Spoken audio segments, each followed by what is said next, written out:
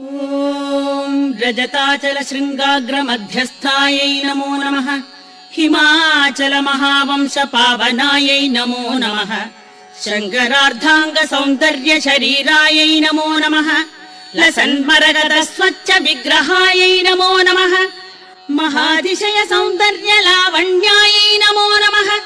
शशाङ्क शेखर प्राणवल्लभायै नमो नमः। सदा पञ्चदशात्मैक्य स्वरूपायै नमो नमः। वज्रमाणिक्य कटक किरीटायै नमो नमः। कस्तूरी तिलकोद्भासि निटिलायै नमो नमः। भस्मरेखाङ्गितलसन्मस्तकायै नमो नमः। लसत्कनकताटङ्गयुगलायै नमो नमः।